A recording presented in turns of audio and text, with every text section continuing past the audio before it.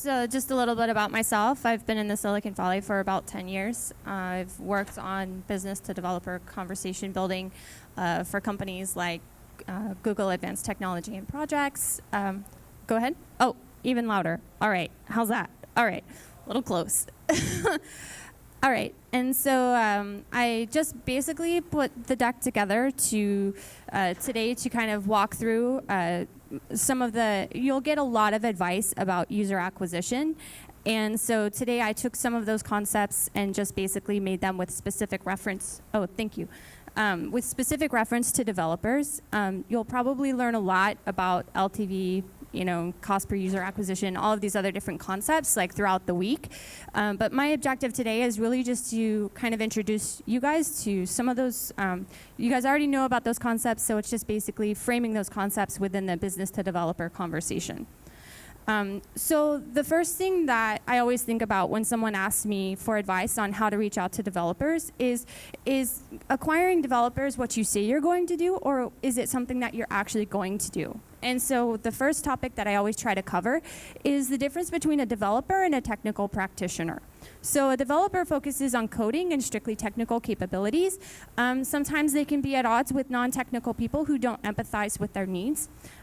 Versus someone who's a technical practitioner, somebody who straddles both business objectives and technical capabilities, often labeled as a generalist or pigeonholed into a specific vertical. And so one specific example of this is a full stack designer versus a front-end developer. A full stack designer would both straddle the business side as well as the technical side, and the front-end developer is mostly on the developer side with about 20% of the business side. So the needs of these groups are completely different depending on where their institutional knowledge and experience comes from. And so when we talk about developers and we talk about acquiring them as users, we really need to understand, are we actually looking at developers or are we actually looking at technical practitioners? So the first part of that is defining your target audience. Obviously, you guys are all very well aware about audience segmentation, those kinds of different concepts. But I just wanted to go back to the primary differentiation within the developer community is whether or not that person works closely on the business side or works more closely on the engineering and technical side. And so this really can set the foundation for your content strategy, for your user acquisition strategy, understanding what makes them tick, and understanding how you can demonstrate empathy towards them and their needs. So technical practitioners often serve as liaisons between business teams and technical teams, and they can be great point of entry to groups of developers. One other aspect to that, the flip side, is that they can also be gatekeepers. So a lot of the time, everybody likes to use the term business decision maker because, oh, well, it's my boss. I have to convince my boss about this new tool, or, oh, I want to use this new API, or I want to use all these other different tools and platforms. I have to go convince my manager to do that. And developers will adopt tools. Practitioners will keep them around. So when you talk about a practitioner, what they're actually interested in is they're more interested in systems and automation, whereas developers are mostly interested in how can I get my job done and make it easier for me. And so there are 7 deadly sins of user acquisition, but one of them, as it pertains specifically to developers, is selling. So developers only want to talk to other developers who understand their needs and not to sell or to market to them. One of the biggest conversations I have at various different developer conferences is actually like, once they figure out you're in marketing, the conversation's done. They're like, I really don't want to talk to you. You're either going to sell to me or you're going to recruit to me, among a whole other things. And they shut off. They may not verbally shut off from you, but they'll probably separate themselves physically and the conversation will be over. It's no different when you look at digital or online platforms or any kind of content strategy. So while they do not like to be sold to, we know that they love to be educated. So I use this landscape and developer technology landscape from Dev Network to show you simply just how crowded their attention span actually is. Each and every single one of these companies is going after developers. They want their time, they want their attention, they want their adoption. And so depending on what's right for your business and depending on what verticals you're in and how you approach them, understand that every single day these companies are trying to sell to them. Every single day they're getting hit with ads or they're getting hit with, hey, you're a developer, why don't you come do our program? Why don't you do this? Why don't you do that? So when you think about approaching developers, think about it from an educational perspective, how to translate your selling points and talking points into educational points where you can actually relate to them and involve them in your process. We've found that even, at every single role that I've been in, the more you actually involve the developer, the more you actually engage with them, and the more value that you provide to them, not only will they be ecstatic about your product, but they'll go tell all of the other developers about it. Developers love to hear from other developers. So you can sit there and talk to them all day, whether it's digitally, verbally, visually, all of these other different ways. But when a developer goes to another developer or sends them a link on Slack to that product, that developer is 9 times more likely to try it out. So I also wanted to briefly cover the watering holes. So we know that they look for content.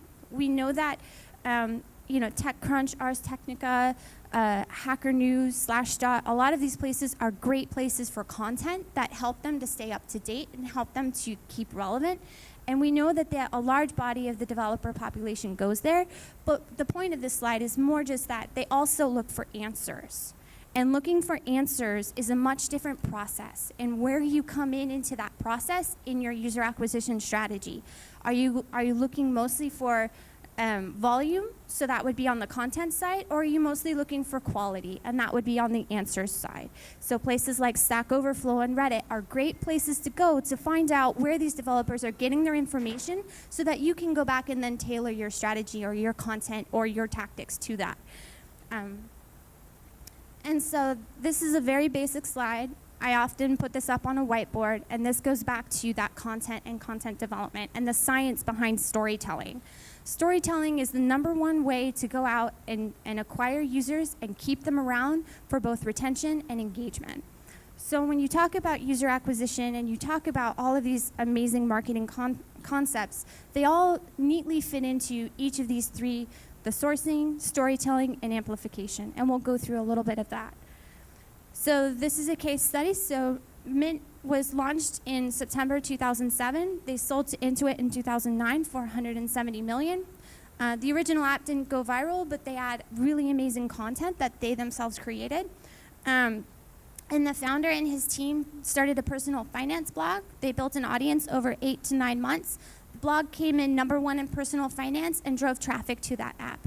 So we should just take a moment there and understand that while their app was not viral, their content was viral because it actually gave people an opportunity to engage not just with their product, but also with their philosophy and their vision and their mission behind what they were trying to do. So we can talk a little bit more about the acquisition strategy at this point. They accrued about 20 to 30,000 email, which they could then market to.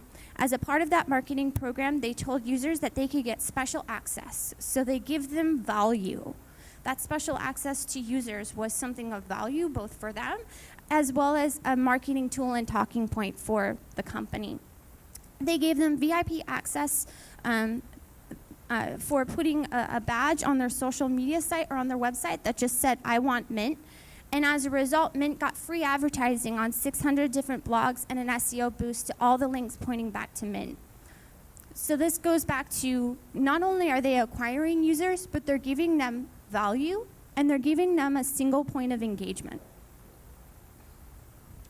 So where do you actually find this relevant content that's actually going to start to create this user acquisition? There's marketing research basics, like what are your competitors talking about? What are the key influencers talking about? A lot of people are going to start talking to you about those concepts, but research specific to developers are developer-focused events and hackathons. Like what are those key leaders talking about? You can actually, there's a couple of different tools you can use to do that.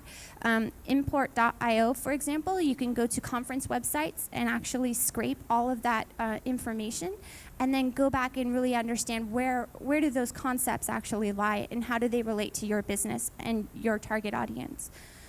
What future integrations or interesting projects have you worked on or with other developers? So Twilio actually is really great about this. They have a technical advisory board where they bring in not just key influencers, but they also bring in people who have connected skateboards and like a bunch of really cool projects to not just entice other key influencers, but actually really homegrown community-based, ecosystem-based conversation starters. And then another one would be what meetups are developers going to and what topics are they actually talking about. So one of the biggest tools that I've used to reach out to developers is meetup.com. And if you aren't on there, you should be on there. I'm sure all of you guys are on there. But one of the biggest things that is, it also gives you an organic and natural association. So they go in and opt into those meetups. They self-qualify themselves. So if you're looking at front-end developers or you're looking at full-stack designers, now you have a captive audience of about 300 of them that meet on a regular basis. And so one of the big examples, actually, and it's a bullet point up on here, is the Google exercise. So essentially, in the past, what I've done is I've sat with various different founder teams and really helped them to kind of expand more on their market research. So would someone be willing to, for example, like just, what is your business? To mobile apps. Okay. And then what kind of developers are you looking for? Location-based? Sure. So in that situation, what I would probably do is actually go onto Google and search location-based mobile developers, and you'll get a whole list of information, right? And you go to the news section, and you can actually look at all of the different articles, all of the different key influencers who have talked about it. And you can take those articles and you catalog them into either an Excel sheet or something very similar, and you can use that as reference points later. So what you're really doing is you're just establishing signposts for where these conversations are happening, who's having these conversations, and what traffic is being driven to these conversations.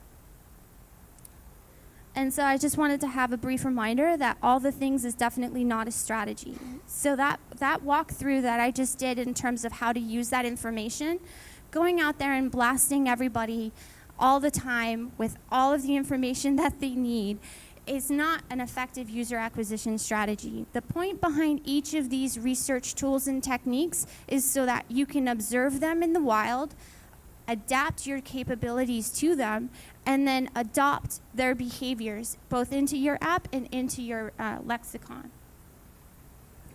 So the first piece of that is the storytelling, how to actually get to the ask. When using content to attract developers, hiring a dedicated developer evangelist with specific expertise, or in your case, for example, a previous mobile app developer, to be a developer evangelist who can talk one-on-one with them, who understands their frustrations from places where they've been and things that they've done. The Mashery actually has great blog articles about this and how they've done that, and they're very passionate about doing this. Again, developers want to talk to other developers. So if you yourself can't hire or are unable to hire a developer evangelist, finding developers in your team who are willing to have these conversations and willing to curate those conversations for you. Having a technical blog, things like that, of where you're basically helping them not only to build their portfolio and to build their revenue, but you're also helping the company to reach out to a very select group of people with content that they actually care about. And so one of the next bullet points of posting code challenges on platforms like DevPost, we actually used to do this at Google Advanced Technology and Projects with Project Aura. We both used it for marketing research and posting challenges, but also to engage people one-on-one, you know, and it wasn't just about acquisition at that point. It was about if you get someone excited, for every person that they bring in, they'll go and tell 5 people they know, and those 5 people will tell 5 people they know. And having an excited and engaged group of core founding users is one of the best ways to ensure the long-term sustainable growth for your user acquisition strategy. And then also direct involvement in developer-driven ecosystems. Again, like going back to the meetup situation, a lot of the time the meetups will ask you for money. A great opportunity is you can go back to them and say, you know, we don't actually have any money, we're bootstrapped, we're just getting going. How else can we get involved? And so there's more than one way to crack that meetup nut, but that's one of them. Developer-focused events and awards. So I just wanted to preface that simply by saying you can spend a lot of money doing a lot of things. And to pick your battles very, very strategically. And in a minute, we'll get to the execution piece. But just for now, developer-focused events and awards, it's simply taking advantage of that density of conversation. even if you decide not to attend the event, you can still use retargeting and remarketing software to target anyone who did go to that event or anyone who is talking about that event.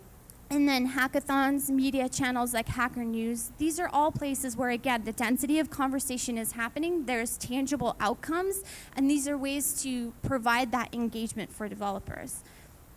And then I think we already talked about the remarketing and retargeting, but this is specific to developer-focused programs. So if you look at IBM, Rackspace, SendGrid, a lot of these other different companies, you'll see that they have developer-focused programs. I don't think companies like Braintree have them anymore, but there are a lot of them, and their whole purpose is to provide free services to developers. And so engaging with these thought leaders early on and partnering with them, you can actually dovetail and ride on some of the coattails of these programs.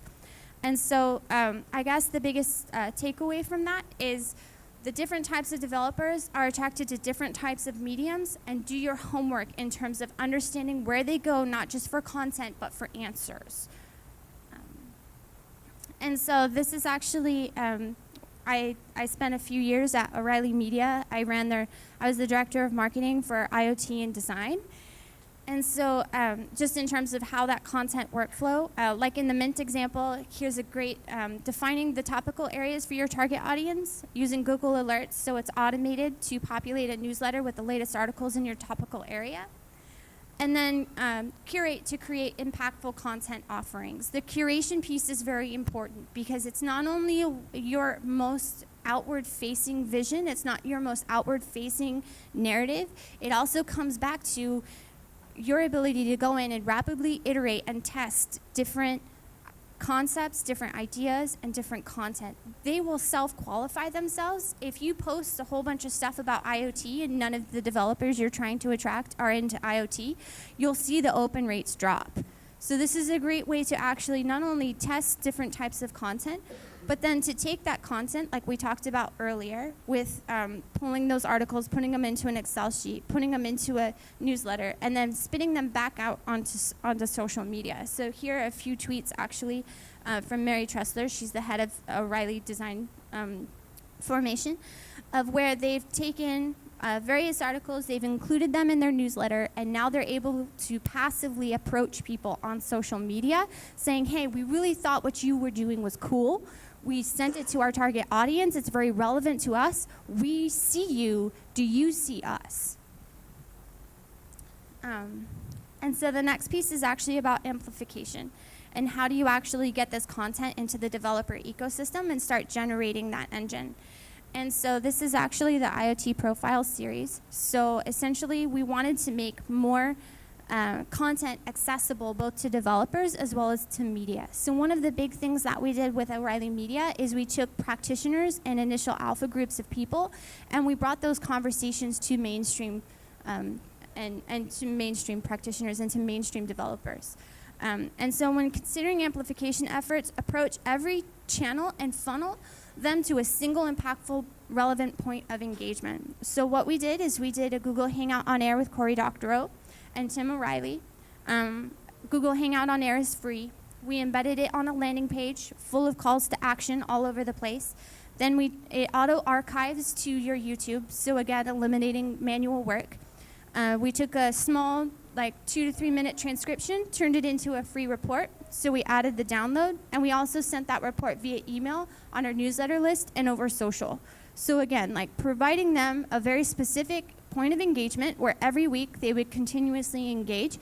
And we opened up these conversations, and we also provided key influencers a way to talk directly to their target audience. And so the biggest point of that is to provide value, something valuable both to you and to your developer. Because users, you can acquire all the users all day long, but at the end of the day, if they're not excited and they're not bringing other users with them, and if they're not staying for the long term, like what are you actually acquiring at the end of the day? And so by the numbers, so just a few numbers, so like 94% of B2B marketers use LinkedIn as part of their content strategy. 66% of B2B marketers rank LinkedIn as the most effective social media platform for their business.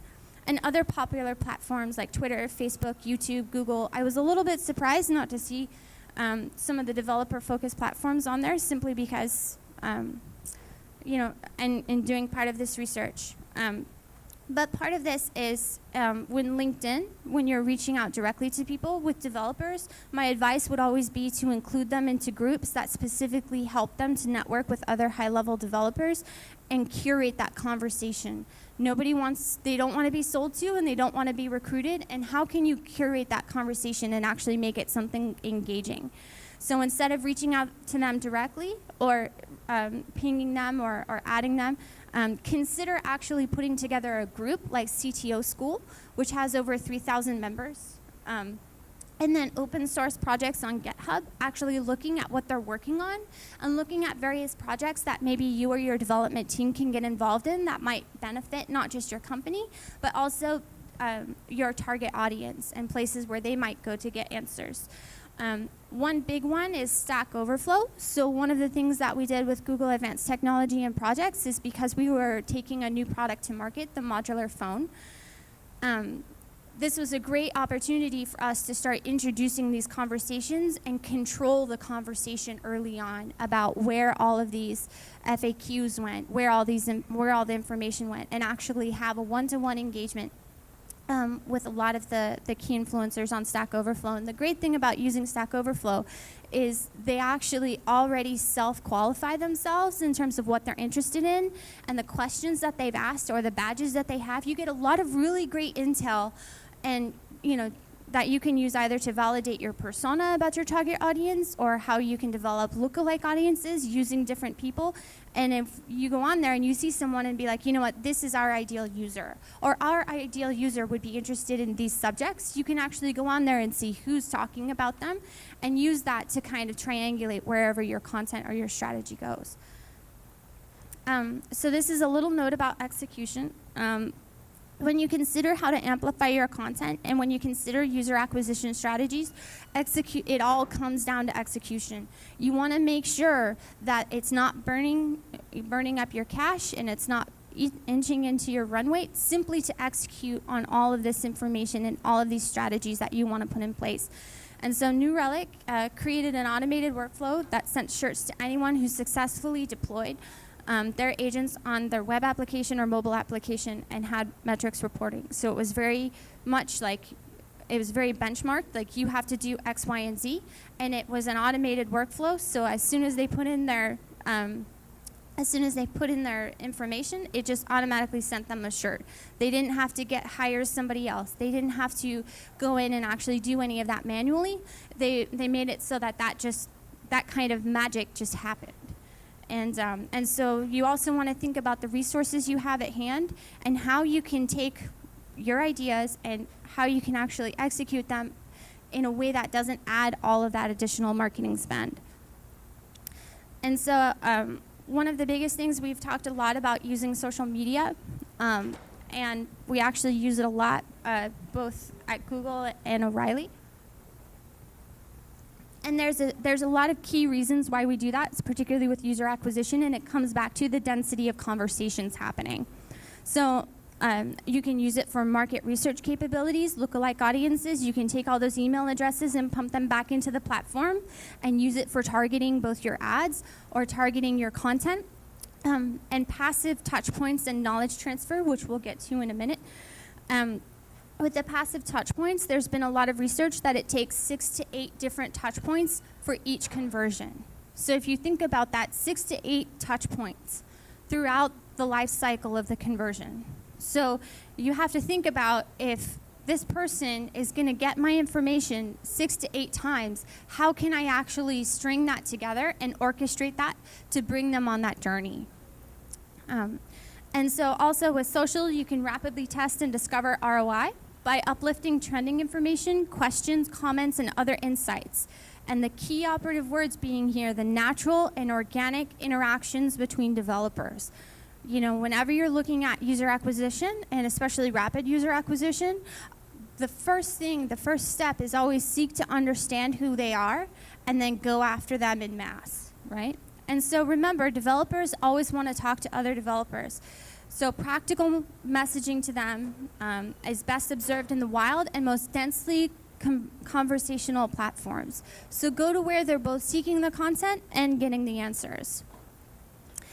And just to kind of back up that statement around the density of conversation, the CIO magazine basically says that it will double in size over the next 2 years, and by 2020, it'll reach 44 zettabytes and 44 trillion gigabytes, and that they have 1.44 billion active users. Now, okay, so I get that number. I think a lot of them are cat photos or profiles of our pets, but that's cool. But if you really think about it, where else are you going to find that density of conversation, and where else are you going to find that density of user activity?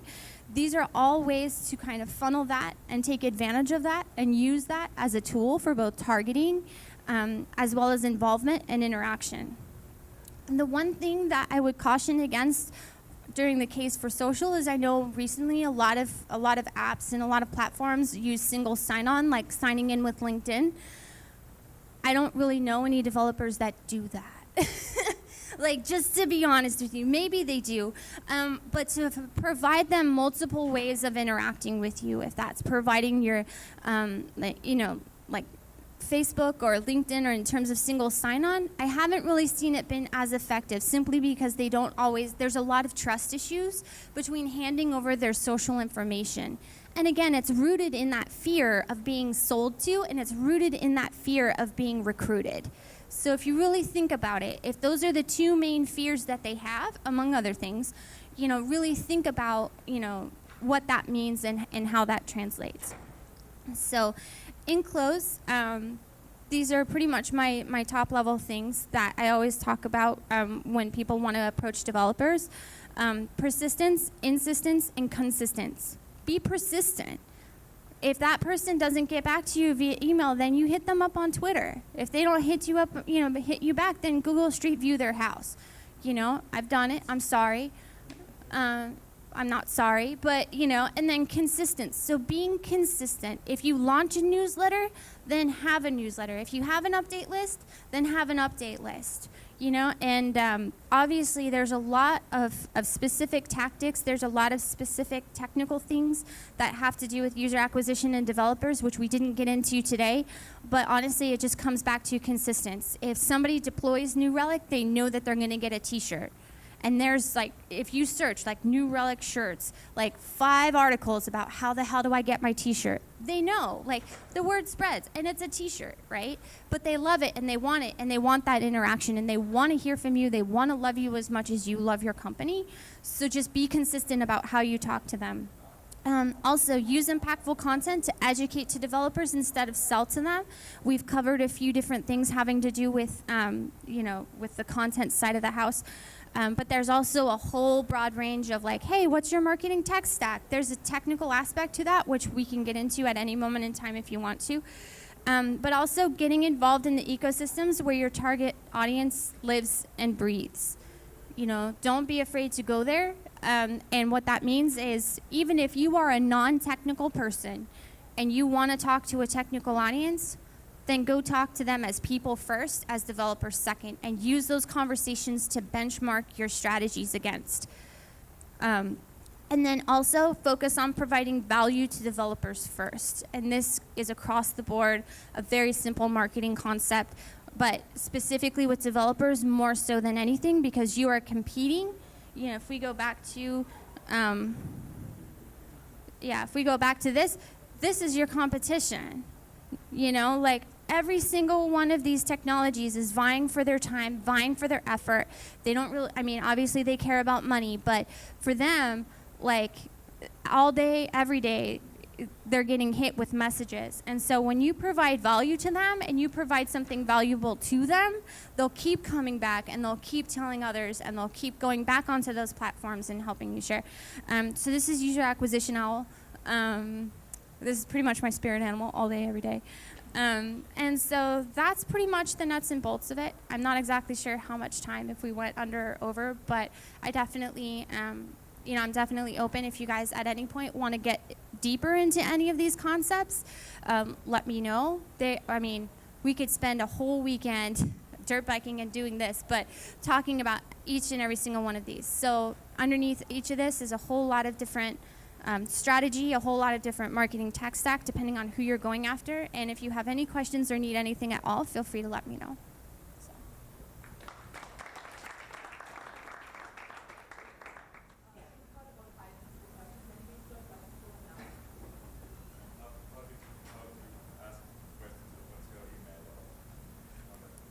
Oh, sure. So my email is D as in David, ELLAENA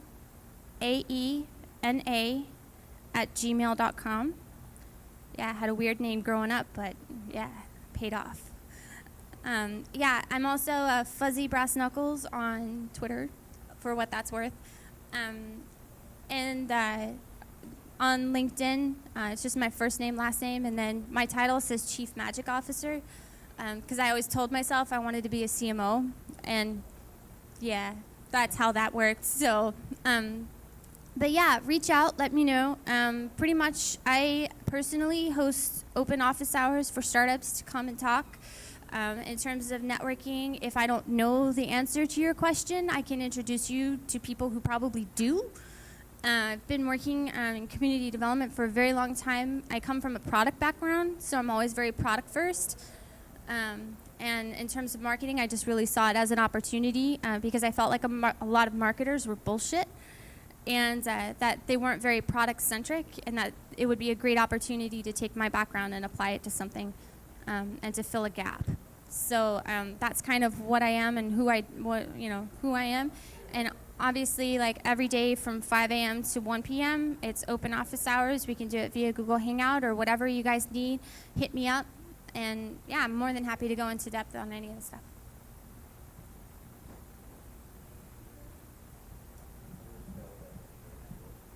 Oh, so the Twitter handle is FZYBRASSKNUCKLS. I think, yeah. I got a Polish last name, so I got to make it super easy. I try to make it easy. And then, did you guys have any other additional questions?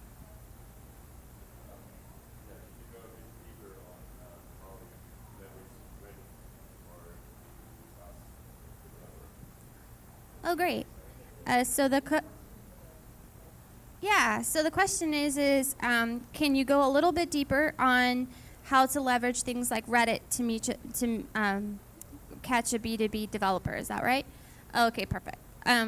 So Reddit is a lot of things, and it's one of those tricky animals where you're never really quite sure how it's going to go, because there tend to be a lot of trolls on there. So one of the ways that we've leveraged it in the past is by doing an AMA. So Reddit AMAs actually are very popular, and they're a great way to, for example, to find a key influencer in your network or one of your investors and spark different conversations. And it actually gives you, it's a tool that you can then go out and be like, hey, we've got this amazing technologist, we're doing an M&A, here's the time, be there or be square, kind of thing. And then it's also a great way to use as a ancillary support channel. So a lot of developers, when they're searching for answers, there's different threads in there. A great thing to check out would be, for example, if you were to look for 3D printing, there's a whole thread in there, and it's all just a bunch of people talking about their 3D printers and like all the different hacks, right? Because when you hack together a machine, it's like something unique and interesting. My suggestion is if you're going to go on there and start a channel and you're going to go and engage with people, make it something special, like how they did with the 3D printer hacks. Like people to go and share their, like developers in particular, like share their workarounds, share their code snippets, things like that. Make it something really compelling where they're going to want to keep coming back and keep sharing, specifically when it has to do with something like, if I'm looking for B2B developers, for example, and what industry is it in? Is it like is it for a hospitality app, or is it retail, or?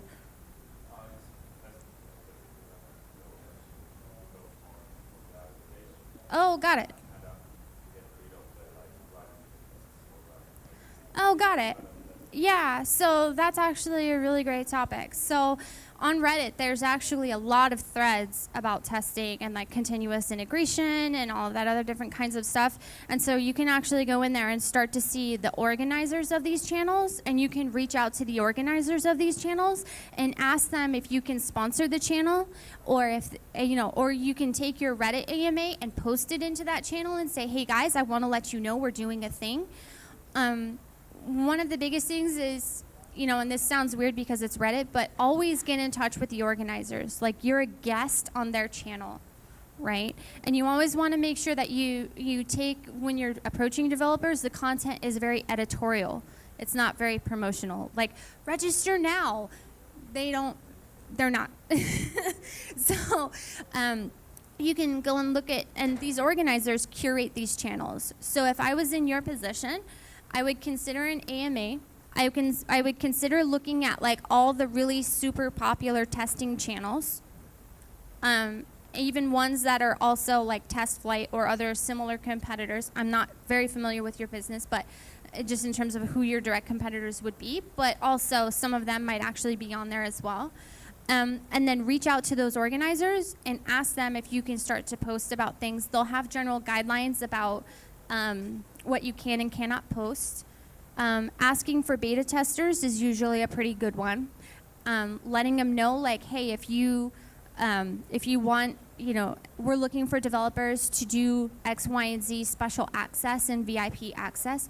Like, you really have to have a really good, solid understanding of what your ask is, because you're asking a large group of people, and Reddit is known to have a little bit of a troll factor, right?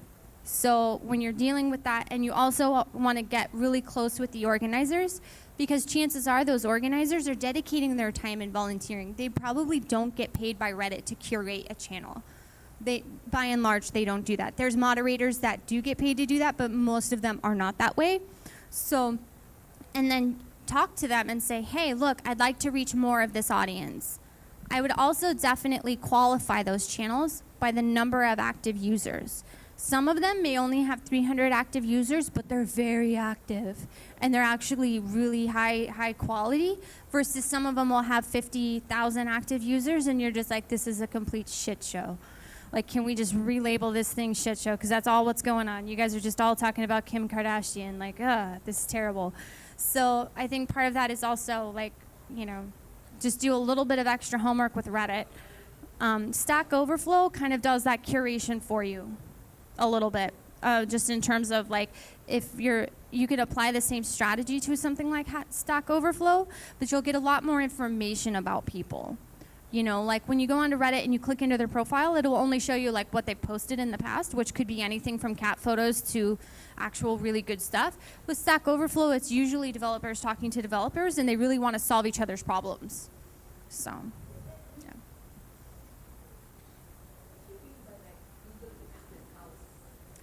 yeah. So somebody wasn't answering my email, so I looked up their IP address, among other things, and was like, all right, and just kind of showed up on their doorstep. Yeah, I've done that a few times. And I know that's aggressive, and I know that is kind of close to stalking, but I mean, we had, like, get back to me, man. Yeah. I've been trying to reach you. We'd really like to interview you. We really have some, we really think this is going to be something special. Turns out the person's email was being managed by their EA, who never passed it on because they thought they were being sold to. And I was like, okay, that's cool. So are you gonna be there next week? Because we really need you to be there. And yeah, I mean, they showed up. Yeah, I mean, it's one of those things where, persistence, like really going after them and understanding, like, oh, well, like if I'm looking for different hack spaces, like we have a lot of them here in the city, and I'm a business person and I'm not necessarily a technical person, so I'm probably not going to feel very comfortable sitting down next to them and be like, hey, you want to code something up? But going there and saying, hey, you know what, like, your coffee machine is broken. Who wants coffee? Like, can we just talk about, I'm looking at X, Y, and Z product. I'm looking at X, Y, and Z industry, and I really want to target developers, and I need you to help me understand how to do that right. They are more than happy to make fun of you, but also to help you out. And most of the time, if you're honest and transparent about your intentions, and one slide I didn't put in there actually was, it's the one with like Marilyn Manson, and he's like, I'm here to pick up your daughter. It's like that. Like, they really are just like, what are your intentions? Are you going to sell me? Are you going to recruit me? No? All right, we can be friends. You know, and that's, I mean, obviously one by one isn't probably the most sustainable way, but the entire point of it is to go and build that empathetic muscle. So when you get the budget and you get the strategy and you have all of your digital marketing in place, you come from a place of empathy and you come from a place of understanding and honesty. And so they just want a sincere and authentic experience more than anything else. And if you give them that, that's one of the keys to unlocking that user acquisition strategy more than any other group. So marketers, you just give them money and booze, you know, myself excluded, but still. Yeah, so, and yeah, so that's pretty much the nuts and bolts of that. And you can use that empathetic muscle and those sincere and authentic experiences to tell a good story. I don't always recommend Google Street Viewing somebody's house and showing up on their doorstep, but when you do, make sure that you have a really good story and a really compelling reason to be there, and really compelling content, because at the end of the day, that's what's, you know, any part of that user acquisition strategy when you go out there in mass, you want them to be excited because, you know, developers love to talk to other developers, and getting them to do that is what you're actually doing. Like, you're not actually even acquiring users, you're acquiring conversations, you're acquiring adoption, right? And when, like, for example, if you look at like GitHub is just version control. You know, but they're wildly popular, and now it's a cultural norm, like to the point where developers use it to apply for jobs. Like, hey, yeah, go check out my GitHub, man. Like, you know, I'm not going to do your freaking code challenge. Like, just go check out my GitHub. I got a ton of shit on there. It'll be cool.